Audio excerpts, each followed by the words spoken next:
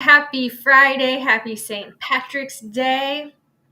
I am here for our final day of Meet Our Powerful Partners Week, and I have with me Brian Nunes. He is the founder, CEO of SnapSnip, but not just SnapSnip, he is also a salon business owner. Good morning, Brian.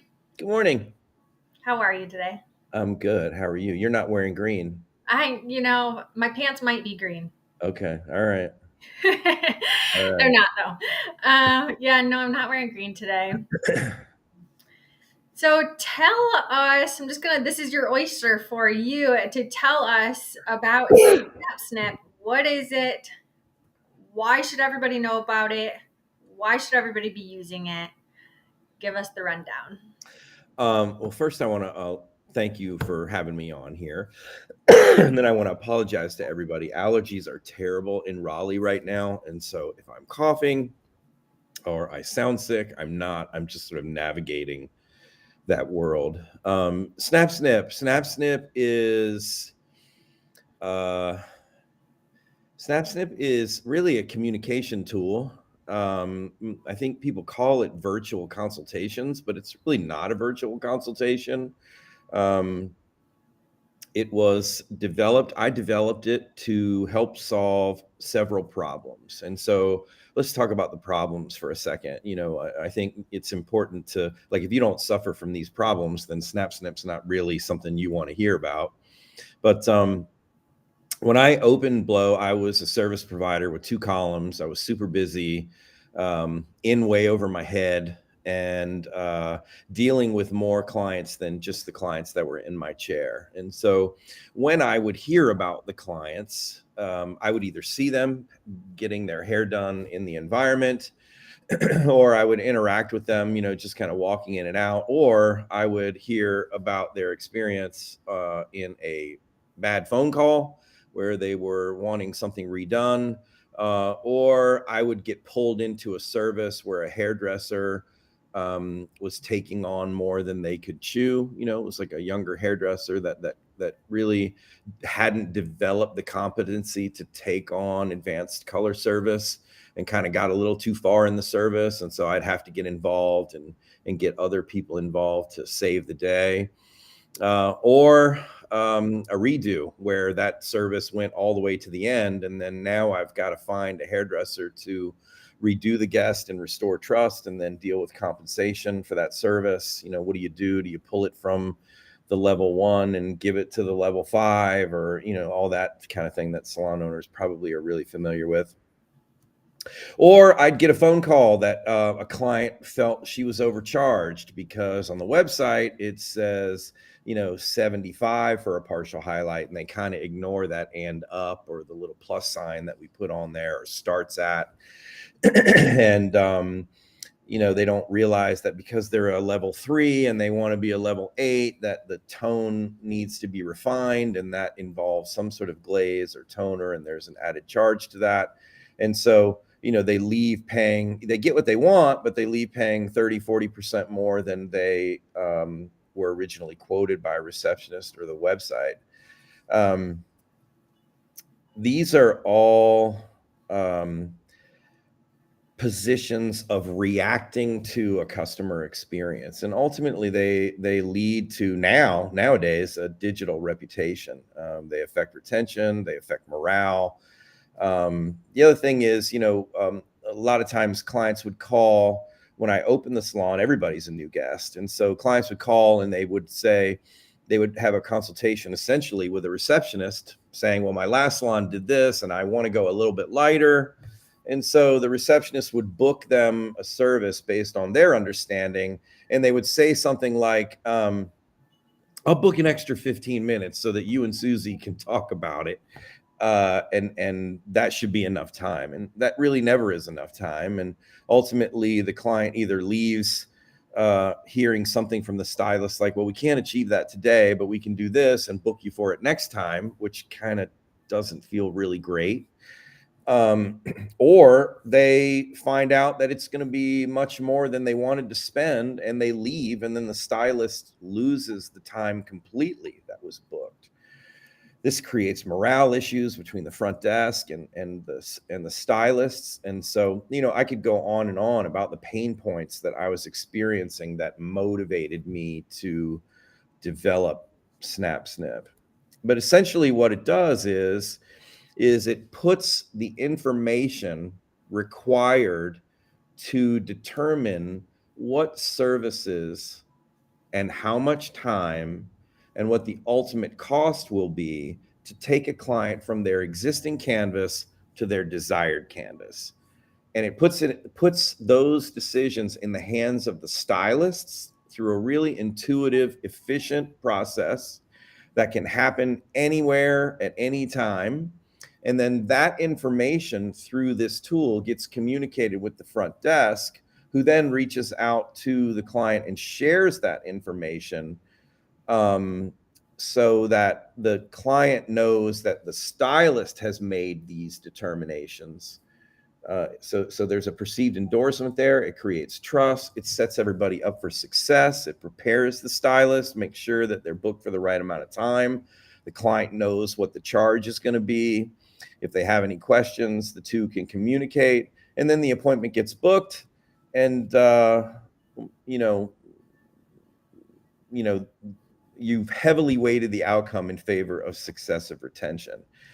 That's essentially what it is. It's a you call it virtual consultation, but really it's just gathering really important information that allows the stylist to make determinations of what the client needs to be booked for in their chair, how much it's going to cost, how much time they need, and then that information goes to the receptionist, who can then communicate it to the guest and assist them with booking, take deposits that reduce no-shows, and earn the trust of the guests, so that they're not wondering, I wonder who I'm with, I wonder how much I'm going to get charged, I wonder what they're going to do to my hair because this happened to me at this last salon, kind of thing. It sets the wheels in motion to build trust ahead of time. Let's talk about the challenges that you opened with, because let's be honest, every salon has had or does experience all of those challenges. I've seen them all by working in the salon. I've seen them all happen. So this is and can be a great fit for any business, because you're going to have a redo. You're going to have somebody that didn't get communicated correctly. You're going to have somebody that got misquoted. Like, all of those things happen in the salon at some period of time, right? And I think that, I know you said this is not virtual consultation, so we won't call it virtual consultation, but as a regular client coming in, if I was going to call a salon and try to book an appointment and I'm talking to a receptionist, a lot of times in salons, our receptionists that we have are not professional hairstylists. They don't understand color, or they don't understand the techniques that are being used. And so instead of just somebody calling the receptionist and booking that way, they're getting connected to the service professional that knows and understands, that can ask all of the correct questions and make all the right recommendations, the service timing and pricing and things like that, and then hand it over to the receptionist to do the scheduling of that appointment, right? So it just filters in a different direction, but the end goal is the same, right? Like, you want to have the correct timing to prevent. You're right. That is a terrible experience when you go in and say, this is what I want. And they're like, we don't have time for that today. You got to rebook, and I'm not available for another 6 weeks. And it's like, well, that's defeating.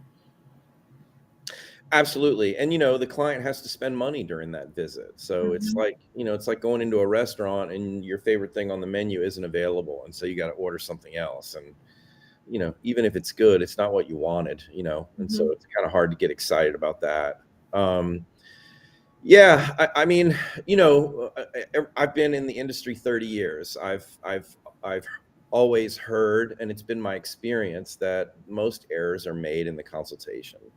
And so, communicating with a guest or miscommunicating with the guest, you hear one thing, they feel like they said another thing.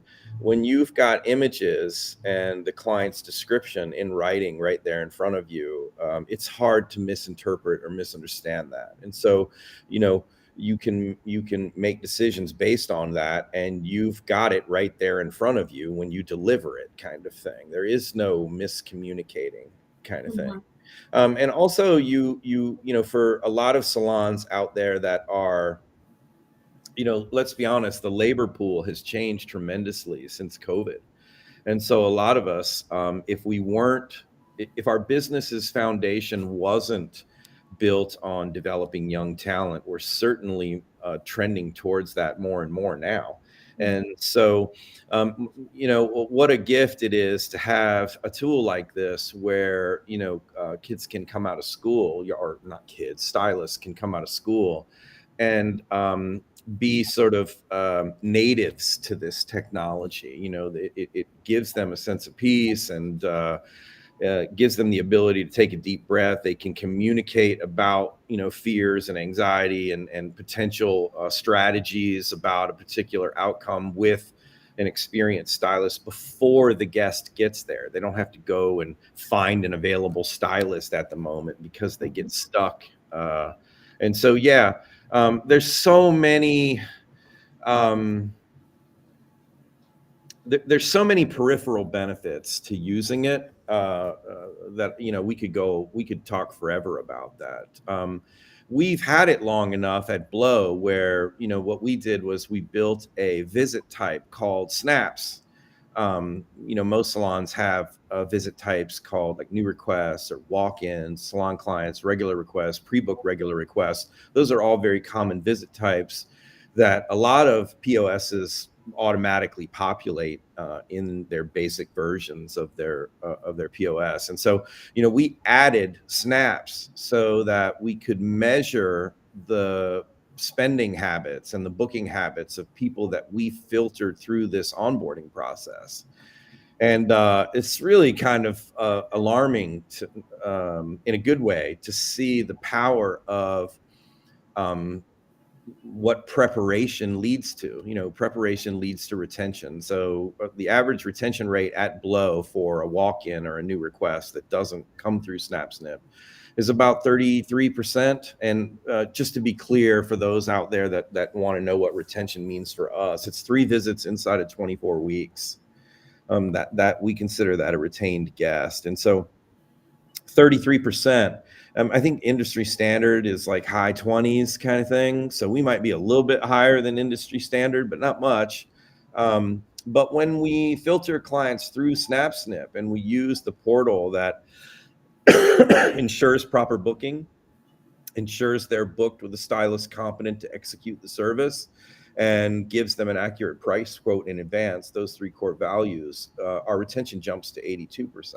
Wow. For new clients that book through. First time clients, yeah, they filter through SnapSnip. Yeah. So, preparation equals retention. That's what that tells me. If you're prepared and you have the proper amount of time and the guest knows in advance what they're going to pay, you kind of remove all those conversations like, well, my last salon didn't do that, or can we do it without doing the glaze? Because I've not heard of that before. And, you end up negotiating with the client behind the chair. And when the review comes out, they don't ever mention that. It's 100% your fault kind of thing.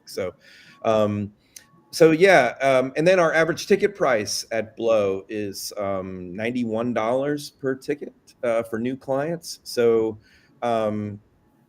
the average Snap guest, now we've been using this now for, we developed it in 2014. So almost 10 years now.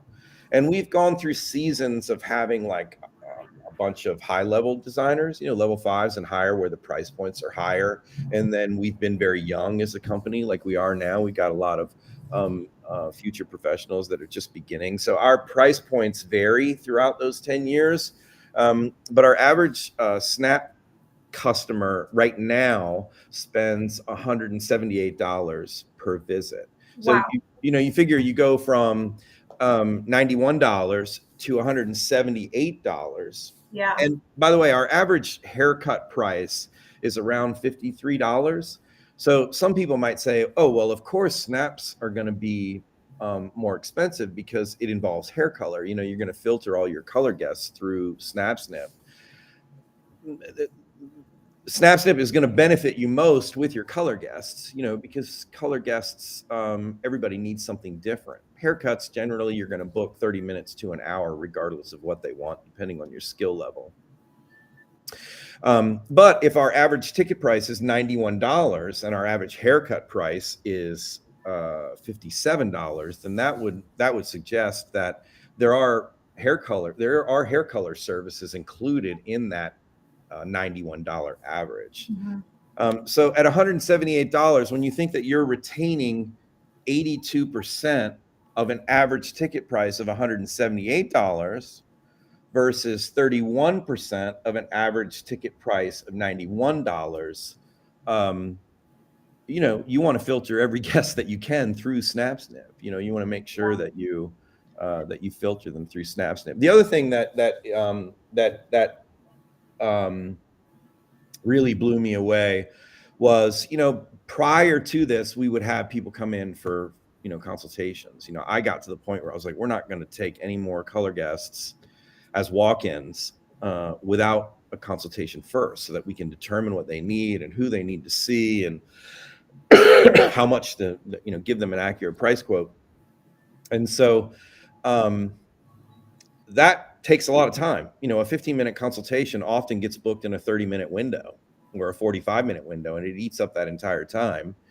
And if it's a new client, maybe they're 15 minutes late because they couldn't find a parking space. I mean, it just gets stressful. And so we don't, because we've been using it 10 years, we don't have a lot of 15-minute consultations. But the first year that we launched it was the biggest impact that we had. We had 1,091 15-minute consultations on 24,000 transactions. And at the end of that year, we did 646 15-minute consultations on 25,500 transactions. So we had a 5% increase in transactions and a 40% reduction in free time that we gave away for consultations. And so that turns into income producing time. That turns into availability. And I don't want, I know it's like sacrilege to say you don't need a consultation, because I know how important they are, but you can determine a lot from pictures. Where a client is. If the client's taking proper pictures and you can see their root and their midshaft and ends, and then you have an inspiration photo with a description of what they want, you can determine quite a bit. So, well, but first of all, let's just go back 10 years. This is not a brand new product, right? So this has been tried, trusted, true. Like we know our friends at Jim and Maggie at J. Robert Salon, Beth at Shine Salon, longtime users of SnapSnip, and they say they couldn't do their business without it, because the impact it has on their bottom line and their revenue is so great, because they're able to not just increase their average ticket, but while they're having these conversations or while they receive these snaps in, and I'm sure you experienced this in your business too, but when you receive those snaps in, you can then assign the proper services. So that person is telling the receptionist or whoever's booking the appointment what services to book. So it's not just booking a single process color. You're booking, the glaze, you're booking, two bowls of whatever, you know what I mean? So they can add in their bond builders, whatever it is you need to add in. So therefore that ticket is already built, right? You're essentially building that up, and then your client knows about that. They're prepared for it. They're not sticker shocked at the end of the service. Absolutely. They're making an educated decision when they get this information. And when we, one of the things that we don't do is break down all of these things, because I think it's, you're compromising trust. What we say is, a receptionist would call you and say, Lori, Brian received your snap and he's really inspired by your inspiration photo. He's excited to work with you. He wanted me to let you know that it's going to require, that the look that you're after is going to require an investment of $235 and 3 hours and 30 minutes of time. And he wanted me to get you set up for booking. Can I assist you with that right now? And so there is no, you're going to need a partial, and then your money shots are going to require some shading behind that. So we're going to have to do a pull through, and then your roots are long. So we've got to add an extra $10 for that. Like, all of that is determined on the back end. And all we tell you is what your investment in time and money are going to be, and then we guarantee the result. That's how we end the phone call. And he wanted me to let you know that he's going to guarantee the result. And that's how you reduce that negotiation. You're not There is no negotiating with your client now at that point, because you're telling them, we can do your desired look for this amount of time, and this is the investment it's gonna take. Absolutely. And that sounds so awesome. Now, we talked about how can SnapSnip prevent redos that are happening in business, because that is another thing that eats up time, right? Hours on somebody's hair, and it's not exactly what they want, and now they're coming back, and maybe they're coming back with somebody else, and that costs their time. How can this prevent redos from happening? Well, it can prevent redos in a 20 chain salon or a 2-chair salon. It's not.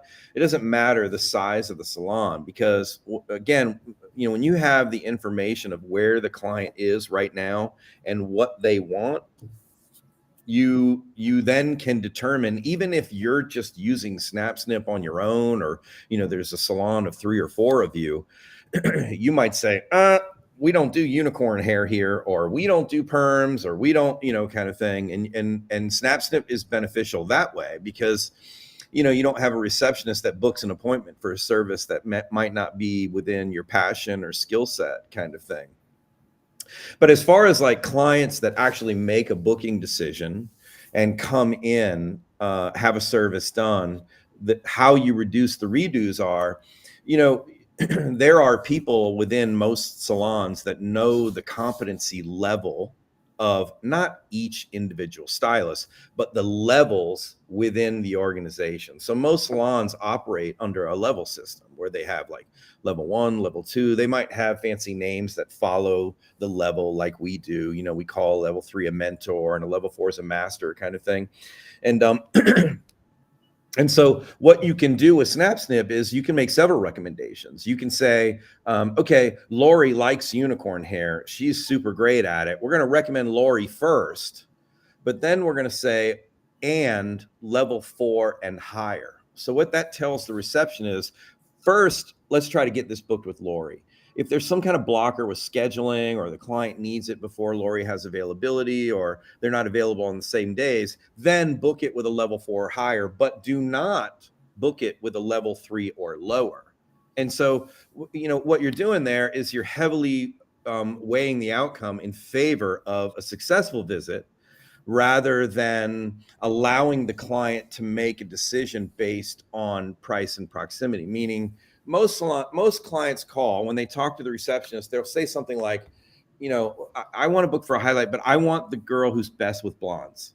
Whoever you have that's the best with blondes. Well, the girl that's best with blondes doesn't have an opening until May, and her highlights are $250. And so when the client finds that out, then she wants to know who we have. It's Tuesday. She wants to know who we have on Wednesday afternoon. So it goes from wanting the best hairdresser in your salon to wanting it tomorrow afternoon. And the truth is, not all clients, but many of them, particularly new ones, are motivated when they're building a relationship with a new salon by a particular event. It's like that spare bedroom that you've got at your house that needs painting, and it doesn't get painting until you've got company coming. You know what I mean? That's when it gets painting, kind of thing. That's when clients kind of reach out to a new salon to build a relationship. So they've got an event, they need it right now. And that puts salons in a vulnerable situation, because the receptionists feel pressure to meet the expectation of that client, that primary expectation at the moment, kind of thing, which is, I need it now. Mm-hmm. But after the service is over, what you find is that the value system that drove the client to make the decision of when to book changes. At first, their value is, I need it now. After the service is over, that's when they give you the real value, which is, I needed what I wanted to get. And a lot of times clients don't want to wait for what they want to get, or they get those two value systems confused. And SnapSnip allows the salons to protect their brand, their hairdressers, their digital experience by ensuring that they make decisions based on their value system. At Blow, we're about long-term relationships. We want to guarantee services. there are salons out there that operate on a value system of get it right now. And that's their primary value. We all know chains that are out there that are well known, that you can walk in, get a service right now, and that's their core value proposition. But many of us that have been doing this for a long time, that are running more high-end salons, we're into retention, we're into relationships. And so SnapSnip gives us the opportunity to function or create dedicated actions that are aligned with those values, rather than, okay, I know you want the best with blondes, but we're going to put you with someone who just went on the floor and, spin the gun and hope for the best kind of, Hey, I want to bring up one last thing too, because we're talking a lot about the client, which is huge for that experience of the client and what they're getting. But also create something in the salon within your team, because it's a team of people within the business that is managing these snaps as they come in and determining who should this client be paired with and who is that. And that creates a sense of ownership, a sense of leadership, accountability for your team, right?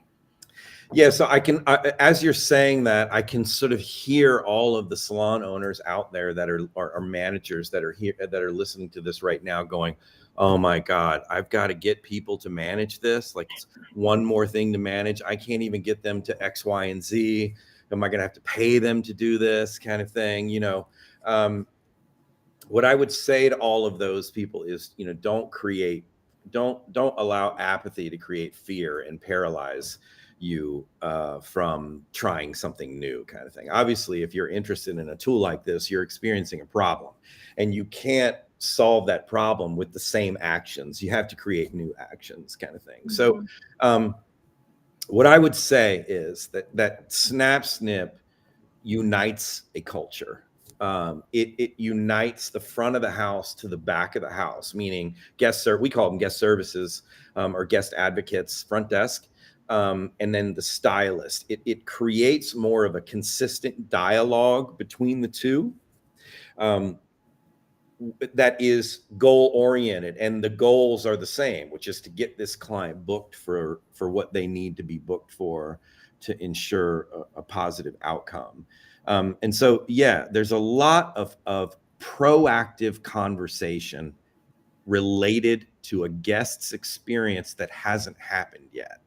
And, does that require willingness? Absolutely. It absolutely does. My question back would be, would you rather invest your energy in something that has an opportunity to influence a guest's experience that hasn't happened yet? Or would you rather invest your energy in a guest experience that has already happened, where you're behind the 8 ball and trying to, uh, get all the cats back in the bag, i.e., save the morale of your team. Your master stylist is upset at a receptionist for booking the wrong amount of time. The client's pissed because this is the worst thing that's ever happened to her in her entire life, and we did it on purpose. And she knows it, kind of thing. And then trying to talk that person off the ledge and get her in with a master stylist who is wondering if they're going to get paid or not. When you're reacting to something like that, and it doesn't matter who you are in that role play. It doesn't matter if you're the master stylist, if you're the new hairdresser, if you're the client, if you're the receptionist, if you're the owner, you're still investing energy. You're just investing it in a reactive state, not a proactive state. And so being proactive keeps the peace. It creates unity. It builds team, and you don't worry about. There's nothing worse than a young designer who is building their confidence and competency to have a redo where it either manifests itself by something written online, or it involves a conversation in the office about, we should have done this, or next time get this person involved. I mean, I've seen it so many times where it's soul crushing. And so when you can put young designers in a position where they can be supported by their team, proactively, hey, what should I do here? Or I was thinking about doing this, or should I add an extra half an hour, and do I need to charge for that? That's the other thing. A lot of young designers don't know how to charge for time. And so by the time that young designer gets to a place where they're actually retaining and doing business, now the salon owner's got another problem on their hand. Once the salon owner discovers that they haven't been charging for glazes and all these other things that they should have been charging for, it's a whole lot more difficult to get somebody to value their own time and convince them to start charging for it once they've gotten to level 2 or level 3 than it is to teach them how to do it early on. Mm-hmm. So a lot of SnapSnip is going to help not just new service providers, but veteran stylists, longtime stylists, help build out that communication to their clients, getting them booked properly, charging for their time correctly. It's going to help with your retention of your clients and your team because they're going to be booked better and properly. They're not mad at each other. It takes the pressure off of the front desk team or the receptionist because they may not know what services they're trying to schedule. Help to increase your average ticket. There's so many benefits to using SnapSnip in any business and any size. So the QR code is up here. So if you're interested in hearing more information about it, this will take you to the website. You can get on there, you can call, you can talk to Brian directly, and you can hear about it and see that SnapSnip will be a good fit for your business. So Brian, we've got to move on. But I do appreciate you being on here. I love talking about SnapSnip and everything that I can do for in a salon. So thank you so much for being up here today. Thanks, Lori. Have a great day. Bye, everybody. Thanks, Brian. All right, so we are going to be moving on, and next we are going to be joined by Shane Price, who is the founder and CEO of Green Circle. Green Circle is an award-winning program that empowers salons to offset their emissions and recover up to 95% of their beauty waste, including their unrecoverable materials and hard-to-recycle items. Such as your foils, your hair clippings, excess hair color, aerosol cans, and color tubes. So, good morning, Shane. Oh, hold on, we're actually muted. There we go. I might still. Now I'm unmuted. Good morning. Perfect. Good morning, Great. Lori. How are you? Awesome. Terrific. Thank you for being here. So awesome to be here. Really good. Yeah. I'm excited to share about Green Circle. I am. And just a thank you for inviting us on to speak to your community. Thank you, Matthew, for your help this morning with the technology stuff, last minute technology stuff. And I guess when we thought about how we might talk about Green Circle to the community, we felt that sort of the best way to approach it would be to discuss some of the high level questions that we often get at Green Circle, right? So I've prepared kind of a montage of about 4 or 5 questions, and I figure that'll take us through the next 20 minutes, and then we'll have some time for Q&A at the end. Does that make sense, great. Lori? Okay, incredible. So we're going to start with kind of the why story. How did Green Circle Salons come to be? We'll move on to why is the work that we do in the world across North America and now in Europe, why is it so important today? How our program works at a high level, and then we'll sort of wrap it up with, for salons that are interested to participate, how to get involved and learn more about Green Circle in the program. And then we'll obviously have some Q&A at the end. Can I share my screen? Yeah, Is that possible? Yeah. Okay, I'm going to try. Do you see the little screen share button on there? Okay, I do. Yeah, it's giving me options here. Okay.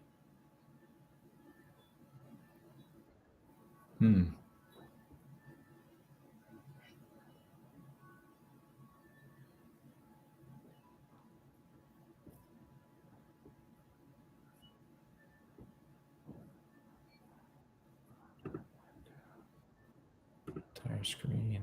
I think this is the way to do it. So it says unable to share the screen.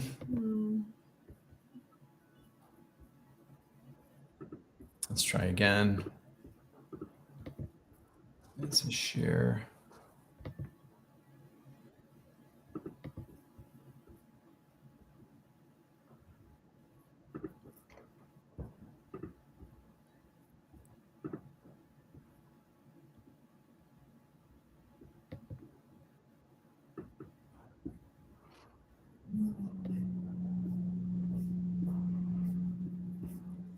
It looks like it's a permissions thing, Lori. If you go into your settings, in the general settings, is there a screen share option on there? I see an automatically share screen option. Let's see. So general settings inside of Redstream? Yeah. Do you see what in there? Oh, I'm so not a technology person. It's all good. So let's see. Do you want to send something to me and I can share it? It's a substantially large file. I appreciate that. We probably should have done that. So I get to share entire screen. It says share, and then I get this note that says, let's see what happens. No, window.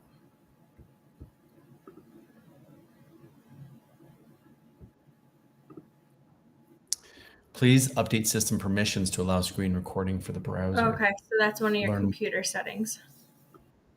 Yeah. Okay, so let's just do it. I think that's all. Okay. That's probably all we can do. So what I'm going to do is we're going to start with the why. Okay, so the why story behind Green Circle, how we kind of came to be, and why that's relevant inside of this conversation. So I would say, for myself, there were probably two key watershed moments that sort of have come about, and it's as a result of those experiences that I'm standing here today and a part of the Green Circle movement. So the first one was, if we go back to when I was, I'm going to say probably about 8 years old, 9 years old, like 40 years ago or so, I was with my family out camping. So mom and dad, 5 kids. We spent an inordinate amount of time out in nature, and just, I guess, mom, the thing is, when you got 5 kids, you don't want to be in the house. So the least expensive, most effective ROI was to get us all in the car and truck us out into nature. So we spent our summers growing up around lakes, camping, fishing, swimming, this sort of thing, canoeing. And I remember one day in particular, I was, we were sort of out camping by a lake. My siblings were off playing on their own, and I kind of wandered down this little trail to the water's edge on the other side of the bay that we were sort of camping on. And I decided to go for a swim. I jumped in the water. Beautiful day in the summertime. Water was nice and refreshing. It was cold. And I sort of clambered back out of the water, and I laid down on this rock that was kind of sloping down into the water. And many of the listeners, you may relate, right? If you spent any time out in nature and camping, you could probably relate. So close your eyes and just go there with me. But I laid down on the rock. The rock was nice and warm. I felt the warmth on my back. The sun was sort of coming through the trees like dappled sunlight. I remember the lake was lit up like diamonds because the sun was shining on it. There were little ripples of waves coming in. I remember the sort of the chill feeling on my feet because they were still hanging in the water. I could smell, it had rained the night before, so I could smell the dampness and the dew still sort of in the forest.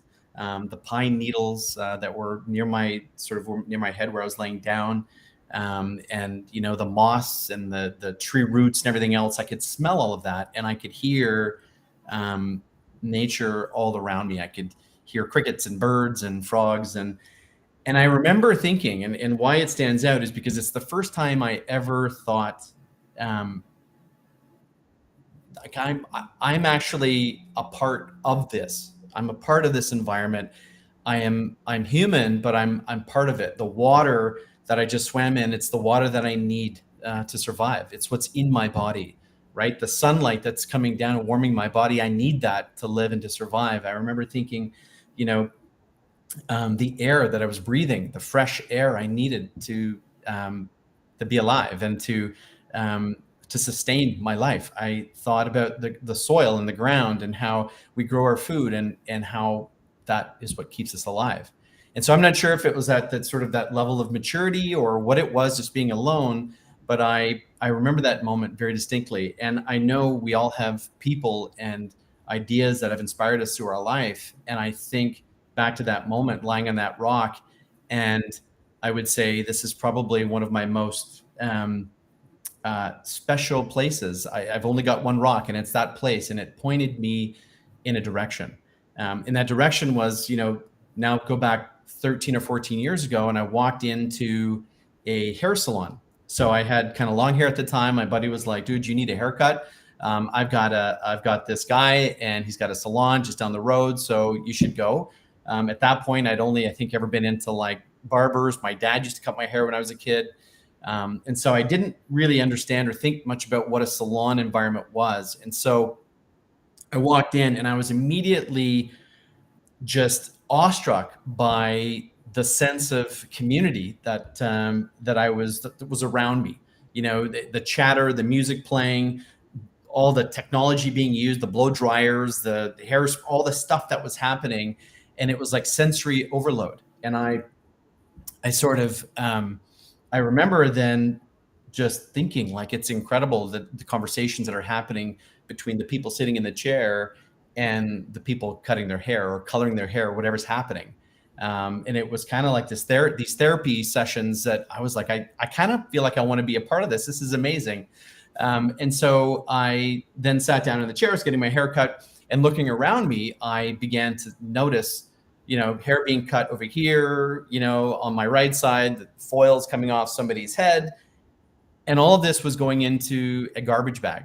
And I became very curious about that, and about, how is it that's a business that's designed to make people look beautiful, there's this what I might call an ugly side of beauty, and that all of this waste is just inherently going to landfill. And in Toronto, the deal here is that if you put waste at the curbside, you're paying for every bag of waste that goes away. So it didn't make sense to me. So I began exploring that. And then 3 months later, I launched a company called Green Circle Salons. And that kind of drives us to where we are today. And we are sort of, as an organization, we're leading the world's largest community of sustainably minded, sustainably certified salons and beauty professionals. I think we have over 16,000, probably close to 17,000 waste warriors is what we call them, as part of our collective journey today. And we're having a ton of fun along the way.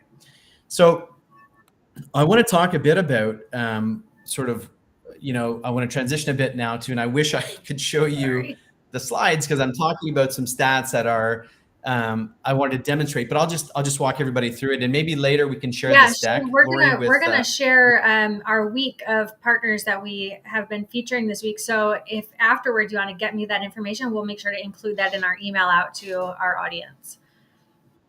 Incredible. Okay, so I'll do that.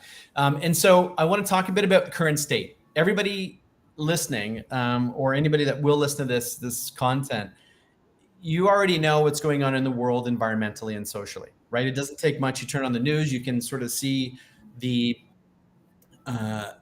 tragic sort of devastation that we call climate change, or loss of biodiversity. So I don't want to go down that road and talk about that. We're all aware of that. We know that that's happening.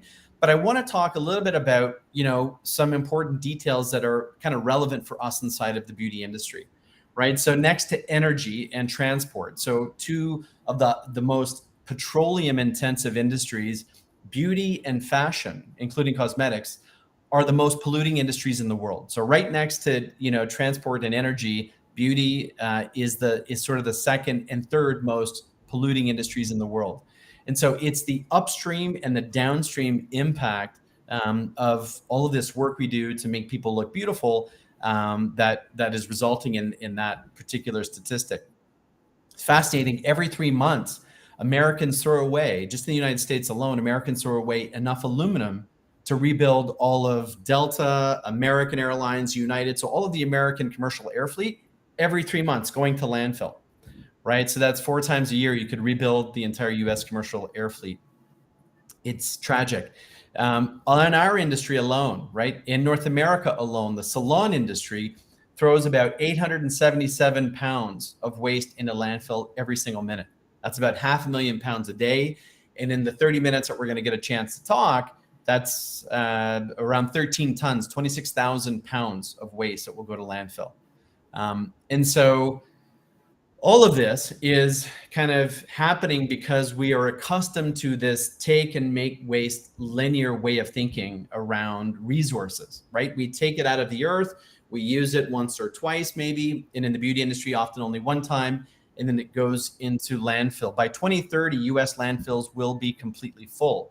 So managing and dealing with waste now, beginning to implement strategies to deal with that now is a very good idea. The last thing I want to talk about is something called Earth Overshoot. And in 2020, 22nd, and in 2022, it was July 28th. So Earth Overshoot Day gets earlier and earlier each year. Why this matters is because Earth Overshoot Day is the day of the year that humans have extracted more resources from the planet than the planet can regenerate in 1 year. And so obviously, if it's getting shorter and shorter, it's not a sustainable model. Right now, we use about 1.5 planets worth of resources in order to survive. If everybody in the world decided to live, I suppose, as North Americans do, we would need about 4 planets every single year.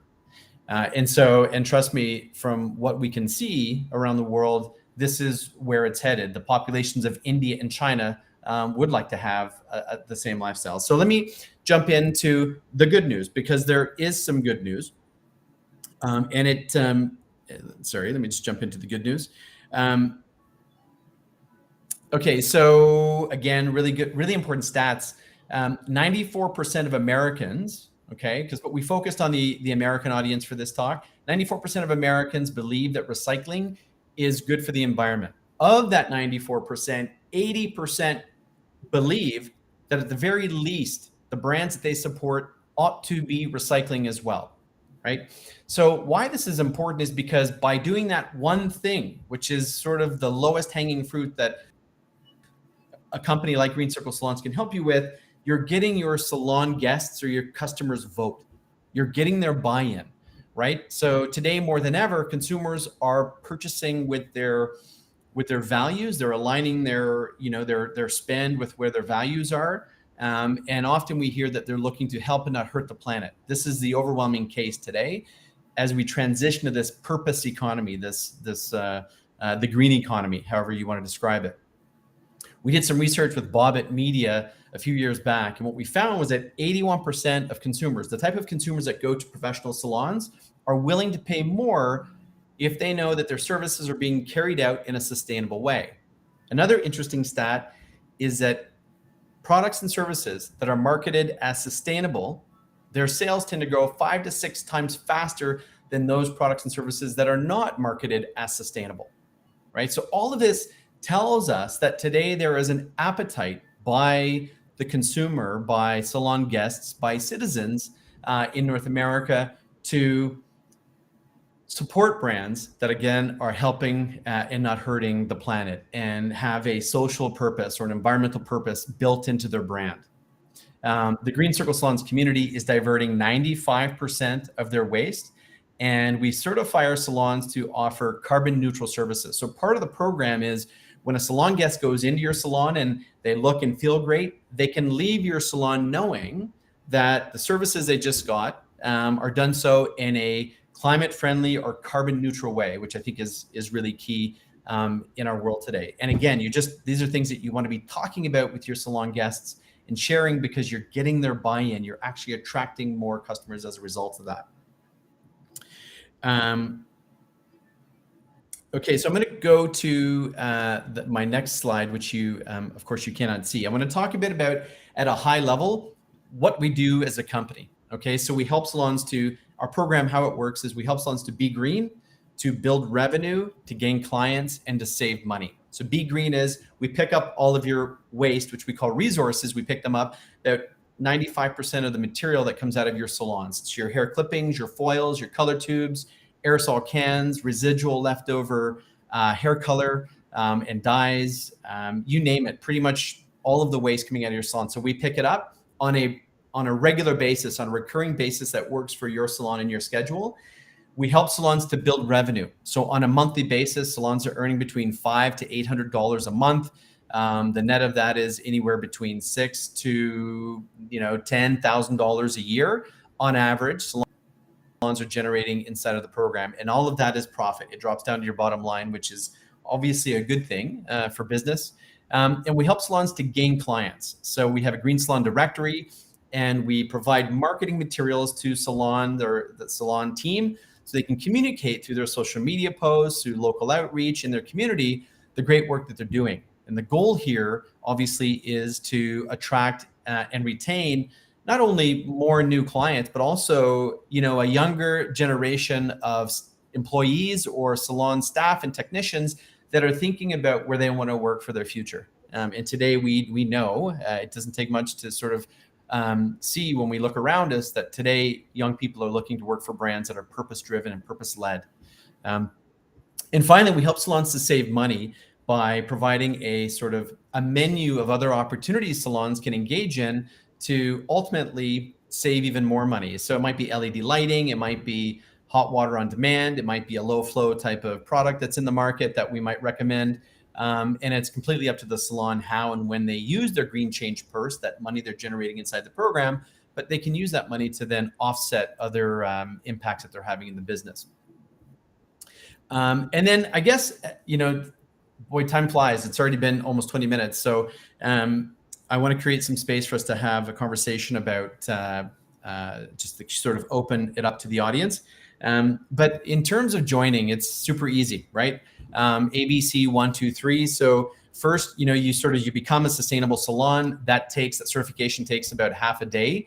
And it really requires the time of the salon owner and maybe some key staff to have a conversation with our team to sort of make sure everything is all lined up, and we ship you your welcome kit and all those things. There's a 1-hour orientation that walks the salon through the program. The second thing is tell your guests and engage them in your story about this. Engage them in your journey. We know that, as I said before, today's consumer, they want to be a part of amazing stories like this. And so it's great to get their support and their buy-in and their energy, so to speak, along the way. And it's important to let them know that, what you're doing is saving the planet, and that by choosing you, they are also choosing to save the planet. And so we send you, as I said, the marketing materials to amplify the message and to get it out to your community and attract new customers and new team members. Third, start collecting all the beauty waste and you ship it back to us. And that includes all the stuff that I mentioned before. And then finally, we take all of that waste and we recycle, upcycle, and reclaim the value of that material. We're a zero waste to landfill certified by a group out of the UK. And so they do an audit of our chain of custody of our waste. And so we decided many years ago when we started the company that the only way that we would operate is if we actually walked the talk. And so 100% of the material that we collect stays out of landfill and goes back into our economy in some form or fashion. I'm going to stop there so that we have some time. This flew by. So, okay, Shane, I'm impressed that you walked into a salon for a haircut and 3 months later, this company was born. 3 months. Yeah. Well, and it was, Lori, to your point, it was slow growing. And like any entrepreneur, we kind of make a lot of mistakes and we fumble towards something that can be really remarkable. I was just inspired by the collective energy inside of a salon, and was excited to get something in front of salons. And the more people we talk to in the industry, the more we realized people are actually looking for this type of solution. Had no idea that it was possible to do. Well, and I love and can totally appreciate that you did create something like this, especially knowing after what you said that this industry is the second highest contributing to the pollution that's happening in our world, which is sad, but it's also great that we have a way to combat that and, and attack that. So, I just to piggyback off that, what's amazing is there's such a massive opportunity, and to the point, there's a very easy solution. And so we're going for 10%. We get 10% of the North American market involved in this, and that's kind of the tipping point. that we can really make a dramatic impact here in Yeah. North And America. every single salon counts. Like, don't wait for your friends to do it. Like, jump in and do it if you're a salon owner and you're not, and you watch. And hopefully now people will pay attention to how much is going down the drain or how much is going to the trash, and how they can contribute to that. One thing I do want to call out also is within Rosie Salon software, we have a feature in our ticket fees. And so with that, we have a lot of customers that use Green Circle, and they can turn on a ticket fee. Some of them range from $2 a ticket fee. Some of them range to $5 to $7, and it's totally at the salon's discretion. But is there a dollar amount? Is there a recommendation from Green Circle on what they should be charging per ticket? Yeah, so it's a great question, and I failed to mention that, so I'm glad you brought it up. So the way that this whole program is funded is that, as Lori said, inside of Rosie, there is a way to track the ESF, the environmental stewardship fee. We ask salons to add, it can range, some salons add up to $5, some add $2, $50, $3. It depends on the salon's appetite for sustainable change in their business. Green Circle needs to recover between about $1 and $1.25, $1.45 per service inside the salon. So per ticket inside the salon. We need to recover that. So generally salons add $2.50 to $3, which means for every ticket that's charged, they're also recovering some funding, which is what creates the green change purse to allow them to make that change in their business, right? But everything that we do in terms of moving the waste, marketing materials, the salon directory, the outreach stuff that we do, it's all covered through that $1.25, $1.45 per customer transaction that goes to Green Circle. Okay, sounds good. I do have a question. Can Green Circle work in a salon suite environment? Absolutely. Yeah, we work with independent artists. We work with the largest chains in North America. So it doesn't matter the size of the salon. We have a program that will work for. And then is that something that each suite renter would invest in on their own, or is that something where the suite company or location would work for them? Yeah, that's a great question. And it depends on that location. So sometimes you do have the franchise owner, the suite owner contributing to this change, and they want to be a part of it. Other times it's the independent artist that's covering the cost of that. But it's very minimal. And again, it's all embedded into the ticket. And again, to reiterate, the thing that probably scares the salon industry the most and salon owners, in my experience working with them, is I'm afraid to add some fee to my ticket because I'm worried about, competition. What I can tell you I've learned over 14 years is that salon guests love to know that their salon is doing something about the waste impact of the beauty industry. And so this one simple thing, remember, 94% of Americans believe that recycling is the best thing you can do for the environment. That's partly true. There's a lot more we can do, but that's partly true. And 80% believe that the businesses they support ought to be recycling at the very minimum. And so you get their vote. You don't have to worry about about pushback. We've learned that over 14 years. It's not something that really happens. Can you address, so when you do recycle things, there's little numbers and codes on the recycling code that's on your products, like what can and cannot be recycled. Can you address any of that? Like when we think we're recycling, maybe a salon is recycling just through their waste management company or whatever, but some of those products are not actually recyclable in that way, right? Correct. The biggest challenge that big recycling, the industry faces is when you single stream all this waste together, there's a lot of cross contamination. And when you do that, it becomes very difficult to recycle the streams. And so to your point, you often hear 90% of plastics don't get recycled. That's also globally where there is no infrastructure, right? So there's a lot of variables at play here. We have the infrastructure here in North America to do things properly, but it starts, in my view, and what we've learned through Green Circle is it starts with source separation. So all salons, when they join, they separate their plastic from their hair, from their foils, from their residual chemicals. So all the metals go into a bin, all the hair goes into its own bin. And when you source separate, your recyclability rate is extremely high. And we also work with partners. As I said, we've been audited. We get audited every year. We work with partners who guarantee that these recyclable streams go back into our economy. So I think it's all about the structure and the form that we've built this program in, that allows for such high recyclability. Perfect. There's a question here from Brian. How would I know how much waste my salon recycles? We give you a report every single year. So once a year, we give you a report, and you can share that over social media. And again, you want to kind of be sharing this information with your salon guests and your community, because what we found, and we have countless stories about this, when you start to share this story, it brings in new clients. It brings in more interest from your community. Lots of networks want to sort of go into the salon and do a little interview and find out how does this work and what's going on. And as a result of that, obviously a lot of impressions and new faces walking into the salon, which is a good thing for everybody. And then another question is there artwork that Green Circle can supply for salons to help promote their green efforts to clients, social work, a badge for their website? How can they share that they are Green Circle certified?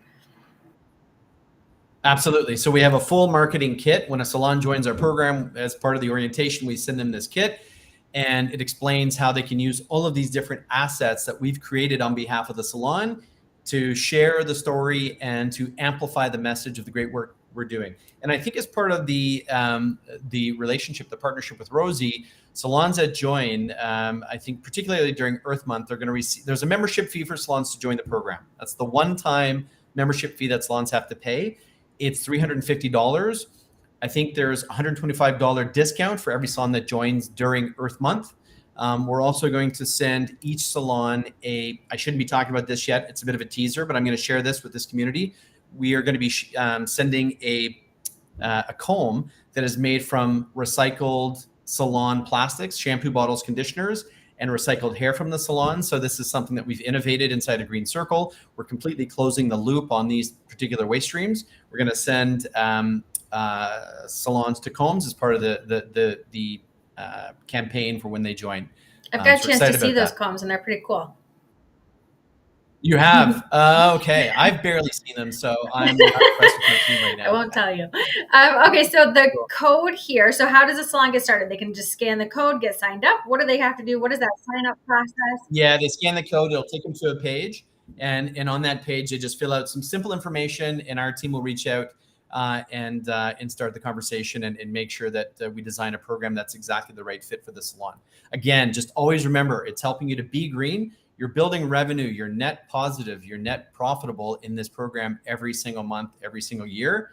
And again, help you to amplify the messaging and to save money through how and where you decide to invest in energy savings or water savings and so on and so forth. And then for anybody that's going to any of our upcoming industry events, can they look forward to meeting the Green Circle team at any shows or events coming up?